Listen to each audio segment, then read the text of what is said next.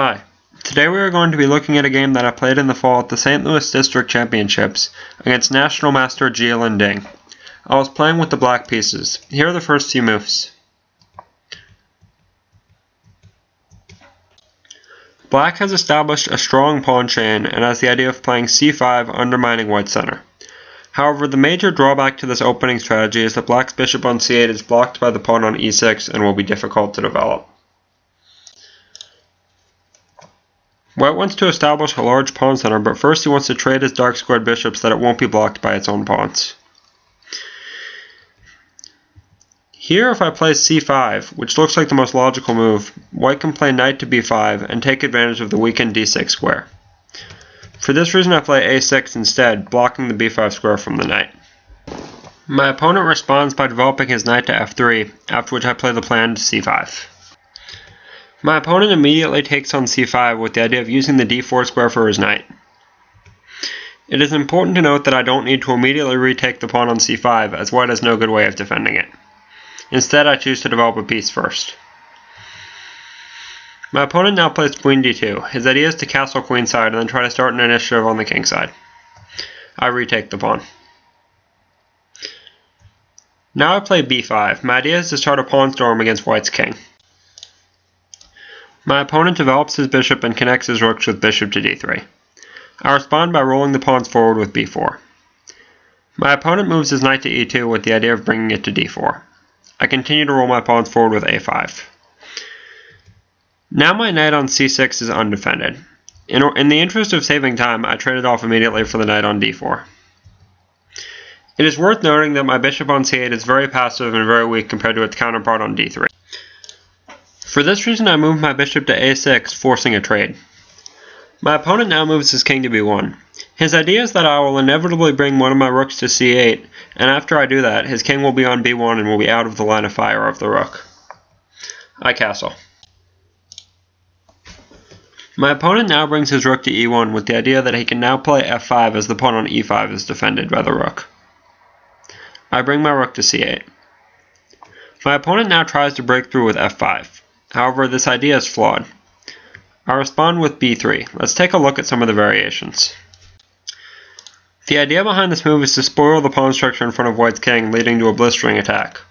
For example, after a takes b3 and bishop takes g3, white's pawn structure will be heavily compromised in front of his king. The game might conclude with a4, trying to open the files for the rooks, b4, knight b3, knight takes, pawn takes, rook c1, and then rook to a1, king takes a1, queen a7, king b1, and queen to a2 checkmate. Another possible variation is for white to take on b3 with the knight. However, this doesn't seem to be any better. After bishop takes d3, c takes d3, knight takes b3, and a takes b3 leads to the same pawn formation that we saw before with similar problems. Also, if white tries to mix things up by playing knight takes c5 after bishop takes d3, black can play bishop takes f5 with very strong pressure on white's position. Black will use the a pawn as a battering ram and will also have very strong pressure on the c2 square. Let's go back to the game. In the game, white went all in for a mating attack with f6, g takes f6, and bishop takes h7 check. White now played rook to e3 with the idea of bringing the rook into the attack. I played the in-between move b takes c2 check, after which white played knight takes c2. Here I want you to pause the video and see if you can find the correct defense for black.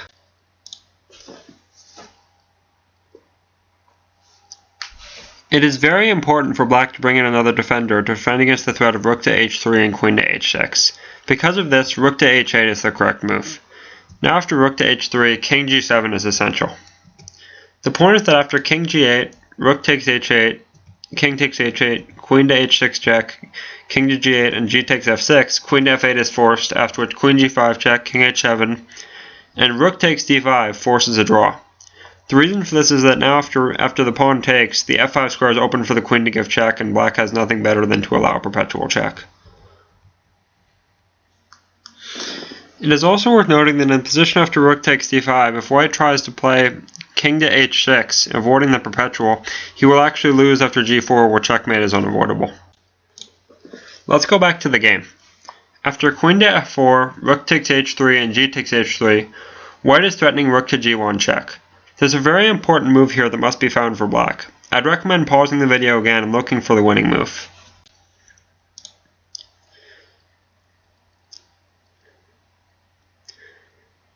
The strongest move in the position is bishop to d3, with the idea of blocking the g file after white plays rook to g1 check. My opponent played rook to g1 check here, and then after bishop g6, h4, rook to h8, queen to g4, and f5, I was threatening to take the h4 pawn as well as being up a piece, so my opponent resigned. The most important thing to take away from this video is to stay calm and stay active when you're defending. It's very important to keep all of your defenses involved, and not just when you're attacking. Defense needs to be active as well. If you do that, you should win a lot of games. Thank you.